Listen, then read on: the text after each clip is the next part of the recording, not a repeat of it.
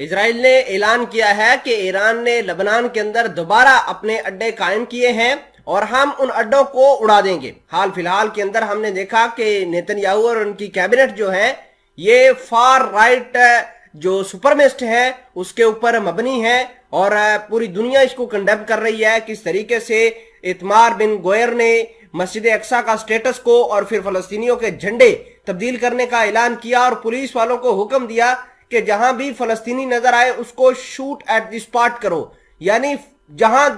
ملے کوئی فلسطینی وہیں اس کو اڑا دو۔ تو یہ اسرائیل کی ایک پالیسی نئی نکل کر سامنے آئی ہے، پورا مڈل ایسٹ جو ہے اسرائیل کے خلاف ہو گیا ہے۔ اگر اسرائیل کے جو عام عوام ہے وہ بھی آپ سمجھ لیجئے کہ ان کے خلاف ہو گئی ہے، نعرے بازی کر رہی ہے، نیتن یاہو کو کہہ رہی ہے کہ وہ اپنی کیبنٹ میں تبدیلی کرے، امریکہ خود ان کے اوپر سینکشنز لگا رہا ہے، مڈل ایسٹ کے اندر لوگ جو ہے وہ پریشان ہے، بھلے ہی مڈل ایسٹ کے جو بادشاہ ہے، حکمران ہے جیسے کہ شہزادہ محمد بن سلمان ہے، اگر وہ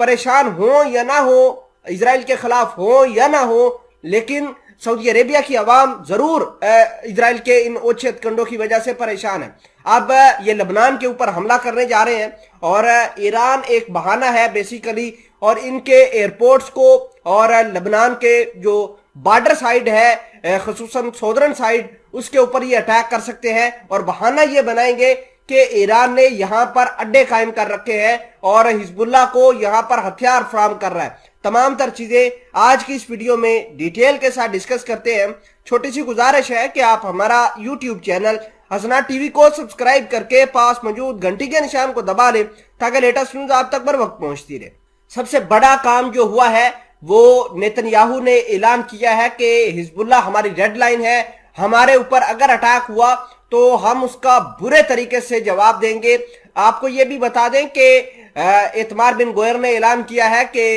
حزب اللہ کے پاس یہ کیپیسٹی ہے کہ وہ ایک دن کے اندر 2000 سے لے کر 18,000 تک راکٹ جو ہے تل ابیب کے اوپر داغ سکے۔ ناظرین اکرامی، اس سے پہلے بھی ایسا ہوا ہے جب ہم نے دیکھا کہ اسرائیل اور حزب اللہ کی جنگ ہوتی ہے تو بہت سارے میزائل راکٹ جو ہے وہ حزب اللہ داغ دیتا ہے اور اسرائیل کو چھپنے کی جگہ بھی نہیں ملتی۔ اب یہ لبنان کے ایئرپورٹس کے اوپر اٹیک کرنے کی کوشش کریں گے۔ لبنان بیسیکلی حزب اللہ کا گڑھ ہے، اماج گاہ ہے۔ اسرائیل والے پہلے بھی کہہ رہے تھے کہ یہاں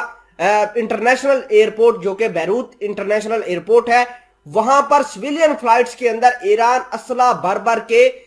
یہاں پر لبنان کے اندر سپلائی کر رہا ہے۔ ہم نے یہ بھی دیکھا کہ اسرائیل نے شام کے اندر ٹرکوں کے اوپر بھی حملے کیے۔ ہم نے یہ بھی دیکھا کہ ایران کے مختلف پاسداران انقلاب کو شام کے اندر بھی